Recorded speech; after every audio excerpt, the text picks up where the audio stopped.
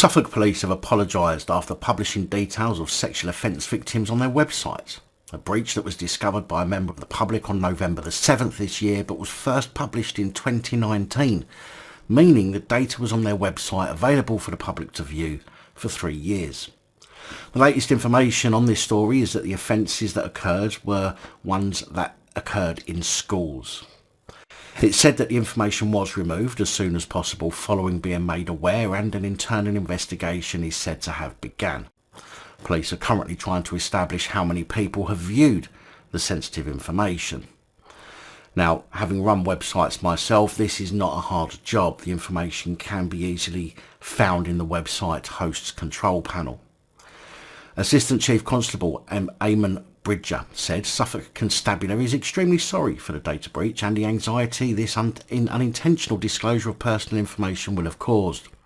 We recognise and sincerely regret the additional concern this incident will have caused for victims of crime that we are duty bound to protect. We have now fully removed the document from public circulation and will continue to proactively seek to minimise any risk that the release of this data may have had. A spokesperson for the force said that it has been established around 2 to 3% of the published investigations included information which could lead to someone being identified. In most cases, no personal data was present. Officers and staff are continuing to assess the scale of the data breach. As part of their work, they are endeavouring to contact those affected at the earliest opportunity to give support, reassurance and offer an apology.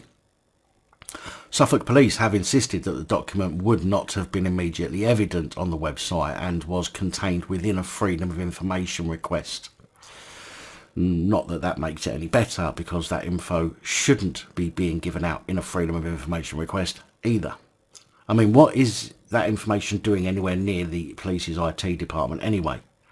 From what I can gather, police force websites are not maintained or added to by just anybody and are maintained and updated by an IT department. The IT department should have no access to that kind of information, and if they did, then why did they not think, hang on, this ain't right, and ask for clarification before posting it?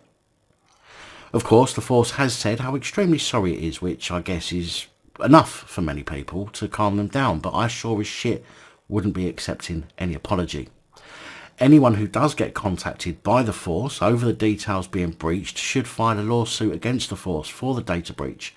Contact the ICO and solicitors, as it's not just a simple accidental breach. There are safeguards in place for the police to not post this kind of stuff on their websites or in a public domain, but every safeguard has failed and people need holding to account over it. What an absolute balls up. I mean, can you imagine being phoned up by the police? I'm terribly sorry.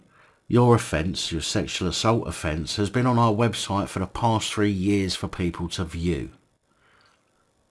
What the fuck? This is one that I don't think is going to go away anytime soon.